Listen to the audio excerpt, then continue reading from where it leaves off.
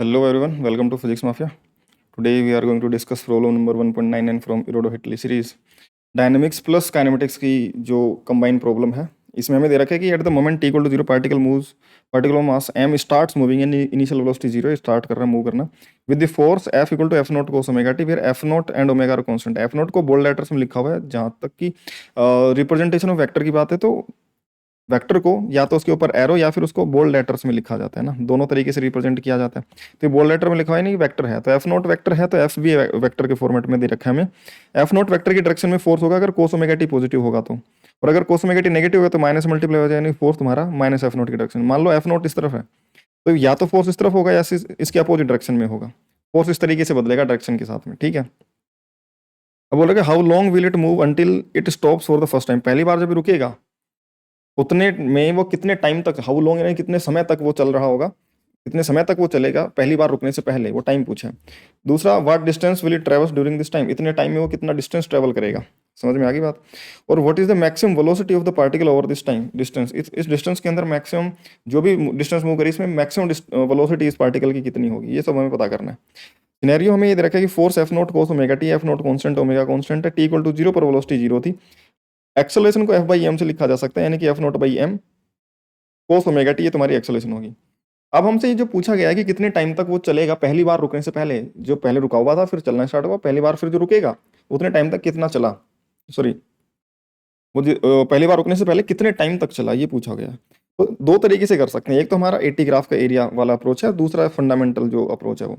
पहले एरिया वाला समझ लेते हैं, एटी ग्राफ से कैसे कैलकुलेट किया जा सकता है। बहुत आसान तरीका और बहुत ही इफेक्टिव तरीका है कैलकुलेशन बचाने का। एटी ग्राफ अगर मैं देखूंगा तो equal to F note by M cos omega T है, तो मैं ओमेगा टी का ग्राफ बना लेता हूँ तो ये कोस का ग्राफ बन जाएगा इस तरीके से। समझ में आ गई बात। तो ओमेगा टी की वैल्यू, एंगल की वैल्यू यहाँ पर पाई बाई टू और यहाँ पर पाई और यहाँ पर थ्री पाई बाई टू। अच्छा, कोस का ग्राफ यहाँ पर मैक्सिमम अगर देखूंगा तो कोस का ग्राफ में तो ये वन आएगा माइनस वन आएगा, और अगर एक्सेलेरेशन का ग्राफ है तो ये एफ नोट बाई एम और minus F note by M बन जाएगा इसके एम्पलीट्यूड।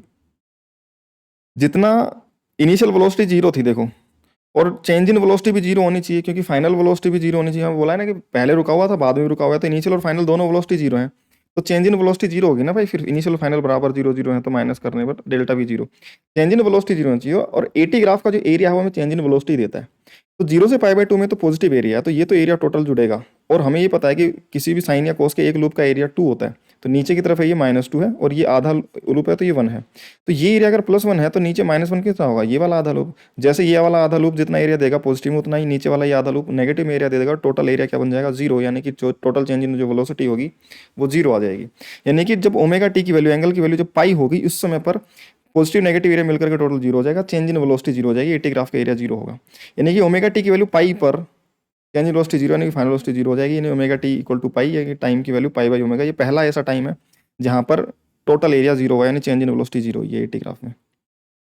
उसके बाद तो फिर ये पॉजिटिव एरिया आएगा, फिर ये नेगेटिव आएगा, फिर पॉजिटिव आएगा, यानी कि फिर से पाई थ्री पाई बाई टू, फिर ये कितना बन जाएगा पाई बाई टू पाई, ये थ्री पाई बाई टू, फिर ये टू पाई पर फिर से रुकेगा। ये समझ में आ गई की बात। ओमेगा टी की वैल्यू टू पाई यानी कि time two pi by omega, इस पर फिर से रुकेगा। तो जब जब प्लस माइनस के एरिया जुड़ जुड़ कर जीरो होते रहेंगे तब तक चेंज इन वेलोसिटी जीरो होती रहेगी, नीचे वेलोसिटी जीरो तो change velocity zero, final velocity zero होती रहेगी, वो रुकता रहेगा उसका ग्राफ बराबर, क्योंकि ऐसा चलता रहेगा। तो पहली बार तो लेकिन जब ओमेगा टी की वैल्यू पाई है, एंगल की वैल्यू पाई है, तो टाइम पाई बाई ओमेगा वहाँ पर रुकेगा। दूसरा मेथड जो इसको फंडामेंटल मेथड है, थोड़ा सा कैलकुलेशन होगा इसमें। एक्सेलेरेशन को डीवी बाई डी टी लिखा जा सकता है, F note by M cos omega T. D V equal to D T उधर भेज देंगे, D equal to F note by M cos omega T D T. F naught vector constant था, F note by M constant था, वो बाहर निकाल लिया, integration cos omega T D T. Sine का डिफरेंस कोस होता है तो कोस का इंटीग्रेशन साइन हो जाएगा, और ओमेगा टी का कोफिशिएंट ओमेगा था तो वो डिवाइड में आ जाएगा, कोस ए एक्स प्लस बी जैसा। तो एक्स का कोफिशिएंट यानी टी का कोफिशिएंट ओमेगा से डिवाइड हो जाएगा। F note by M constant है, डीवी का इंटीग्रेशन वी, लिमिट जीरो से वी नोट, तो वी नोट ये तुम्हारा सॉरी फाइनल वेलोसिटी जीरो से वी, फाइनल वेलोसिटी तो final velocity V minus zero, तो वी बन जाएगा इधर। और इधर मैं लिमिट रखूंगा तो पहले टी रखूंगा तो साइन ओमेगा टी रहेगा, और जीरो रखूंगा तो साइन जीरो जीरो बन जाएगा, तो साइन ओमेगा टी बनेगा ये लिमिट रखने के बाद। तो F note by M omega sine omega T, ये वेलोसिटी जो फंक्शन ऑफ टाइम आ गया। वेलोसिटी जीरो कब होगी, पार्टिकल रुकेगा तब वेलोसिटी जीरो होगी। तो वेलोसिटी जीरो होने की कंडीशन है कि साइन ओमेगा टी जीरो, क्योंकि ये तो कांस्टेंट वैल्यू है तो जीरो हो नहीं सकता। साइन ओमेगा टी जीरो होगा, ओमेगा टी की वैल्यू किसी भी एन पाई पर, जब भी साइन के अंदर एंगल एन पाई में रखा जाता है, zero pi two pi four pi three pi जो भी है, एन पाई जब भी एंगल होता है पाई का जो तुम्हारा इंटीजर मल्टीपल है, तो साइन की वैल्यू जीरो आती है। तो ओमेगा टी एन पाई है तो टाइम तुम्हारा N pi by omega, N की वैल्यू 0 1 2 3 4 कुछ भी हो सकती है, इंटीजर होनी चाहिए। तो टी की वैल्यू एन की वैल्यू 0 रखने पर 0, ये तो इनिशियल टाइम था जहाँ पर रुका हुआ था। अगला टाइम एन की वैल्यू 1 रखने पर पाई बाई ओमेगा आ रहा है। ये कैलकुलेशन इतनी करने के बाद जो है वो सीधे ही आ गया था अगर एटी ग्राफ का एरिया देखते तो, है ना। पहली बार पाई बाई ओमेगा, अगली बार 2 पाई बाई ओमेगा, उससे अगली बार 3 पाई बाई ओमेगा, एन की वैल्यू 1 2 3 4 रखते रहेंगे 0 के बाद में, और अगले अगले टाइम आते रहेंगे। आफ्टर टी इक्वल टू 0 पहली बार जो रुका वो पाई बाई ओमेगा पर रखा, तो पहला जो आंसर हमसे पूछा गया था कितने टाइम तक वो चलेगा, पाई बाई ओमेगा सेकेंड तक चलेगा पहली बार रुकने से पहले। फिर हमसे पूछा गया कि डिस्टेंस क्या होगा, तो सबसे पहले तो वीट की इसका स्पीड का मैक्सिमम वैल्यू भी तो पूछा है। स्पीड की मैक्सिमम वैल्यू क्या होगी, वेलोसिटी का function F note by omega sine omega T, F note by omega sine का एम्पलीट्यूड है, वी का एम्पलीट्यूड है, तो इसको वी नोट लिख दूँ। वी नोट तुम्हारा F note by omega maximum velocity है, maximum velocity F note by M omega. इसका ग्राफ बनाएंगे, साइन का अकेले ग्राफ 0 से 1 -1 तक चलेगा, इसको वी नोट से मल्टीप्लाई होने के बाद 0 से वी नोट से माइनस वी नोट इस तरीके से चलेगा। तो मैक्सिमम वेलोसिटी वी नोट कितने समय पर, साइन का ग्राफ है तो पाई बाई 2 पर, जब ओमेगा टी की वैल्यू पाई बाई 2 होगा, तो ओमेगा टी अगर पाई बाई 2 होगा तो टाइम कितना होगा, पाई बाई 2 ओमेगा। तो ये पाई बाई 2 ओमेगा, ये उसका डबल पाई बाई ओमेगा, फिर 3 पाई बाई 2 ओमेगा, फिर 2 पाई बाई ओमेगा, इस तरीके से चलता रहेगा ना। तो मैक्सिमम वेलोसिटी होगी पाई बाई 2 ओमेगा पर, समझ में आ गई क्या बात, पाई बाई 2 ओमेगा पर।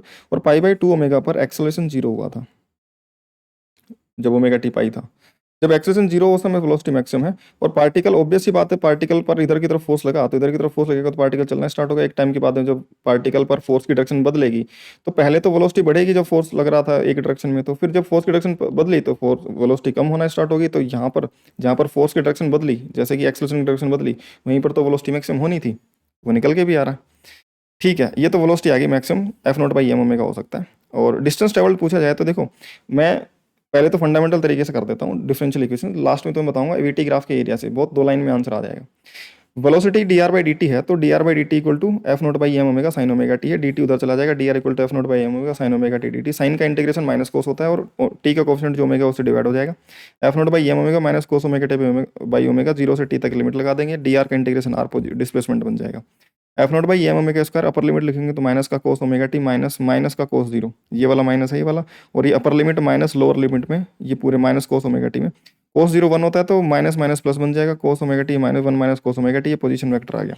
किसी भी टाइम टी पर पोजीशन या डिस्प्लेसमेंट इससे लिखा जा सकता है। टी इक्वल टू 0 से T equal to pi by omega तक लिखना है अपने को, तो 0 पर रुका था, अगली बार पाई बाई ओमेगा पर रुकना है, तो इतने दोनों डिस्टेंस में। जब तक वेलोसिटी की बात करूं मैं, वीटी ग्राफ जैसे हमने बताया था, 0 से पाई बाई ओमेगा तक वेलोसिटी पॉजिटिव है, पार्टिकल एक ही डायरेक्शन में चल रहा है, एक ही डायरेक्शन में चलेगा तो डिस्टेंस और डिस्प्लेसमेंट दोनों बराबर होंगे यहाँ से यहाँ तक। जितना डिस्प्लेसमेंट है उतना ही पॉजिटिव में डिस्टेंस भी होगा, तो डिस्टेंस ट्रेवल पूछा है तो डिस्प्लेसमेंट निकाल लो। पाई बाई ओमेगा, पार्टिकल एक ही डायरेक्शन में चलता है, डिस्प्लेसमेंट का मैग्नीट्यूड डिस्टेंस ही होगा। तो T equal to pi by omega पर पोजीशन देखो और टी इक्वल टू 0 पर पोजीशन देखो, दोनों का माइनस करो तो डिस्प्लेसमेंट आएगा, और जो डिस्प्लेसमेंट होगा वही यहाँ पर डिस्टेंस की वैल्यू होगी। तो एक बार टाइम के लिए पाई बाई ओमेगा, एक बार 0 रखी और हमने दोनों को पोजीशन को माइनस कर दिया, डिस्प्लेसमेंट आ गया 2 F note by M omega square. यही सेम डिस्प्लेसमेंट हम निकाल सकते हैं वीटी ग्राफ के एरिया से, है ना। इस ग्राफ को उठा लेते हैं एक बार, ठीक है, इस ग्राफ को उठा लेते हैं, तो ये हमें वीटी ग्राफ इस तरीके से दिख रहा होगा, ठीक है। वी नोट की वैल्यू हमें पता है F note by M omega है।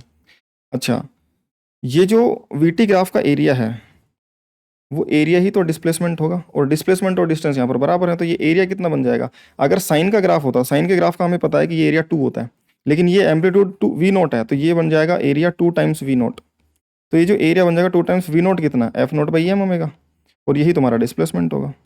समझ में आ गई क्या बात, यही तुम्हारा डिस्प्लेसमेंट होगा, F nought two F note by M omega, क्योंकि पार्टिकल एक ही डायरेक्शन में चला है। तो ये एरिया पॉजिटिव ही आ रहा था, डिस्प्लेसमेंट बढ़ता ही जा रहा था, डिस्टेंस और डिस्प्लेसमेंट बराबर बढ़ रहे थे। उसके बाद में पार्टिकल की डायरेक्शन बदलेगी, पहले इधर जा रहा था पाई बाई ओमेगा के बाद में वो वापस लौटेगा, तो इसके बाद में वो डिस्प्लेसमेंट कम होना स्टार्ट होगा। यानी कि फिर डिस्टेंस निकालना होता तो पहले यहाँ का डिस्प्लेसमेंट निकालते, फिर आगे का डिस्प्लेसमेंट निकालते, दोनों का मैग्नीट्यूड ऐड करते, तब टोटल डिस्टेंस आती, अगर इस पॉइंट को क्रॉस करने के बाद का पूछा गया होता तो।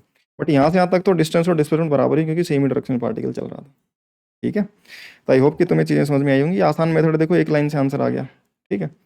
खैर, हमें दोनों तरीके आने चाहिए, हम ग्राफ पे भी देखना आना चाहिए, और इसमें लिख लो कि ये जो डिस्प्लेसमेंट होता है वो एरिया अंडर वीटी ग्राफ होता है, ठीक है। चलो, तो ठीक है, समझ में आ गया होगा। बाकी कोई भी डाउट हो कमेंट में पूछ सकते हो, अपना जो टेलीग्राम पर डाउट ग्रुप है माफियाज डाउट क्लास ग्रुप, वहाँ पर आकर के पूछ सकते हो। अपने टेलीग्राम डाउट ग्रुप की और टेलीग्राम चैनल की लिंक मैंने डिस्क्रिप्शन में डाल रखी है, वहाँ से जाकर तुम ज्वाइन कर सकते हो, ठीक है। कोई भी डाउट वहाँ पे डिस्कस कर सकते हो मुझसे, जो भी फिजिक्स का डाउट हो या फिर तुम्हारे प्रिपरेशन से रिलेटेड कोई भी डाउट हो, वहाँ पे आकर मुझसे डिस्कस कर सकते हो, ठीक है। बाकी यार मिलते हैं ऐसे ही किसी अच्छे से क्वेश्चन के साथ में नेक्स्ट वीडियो में। बाय।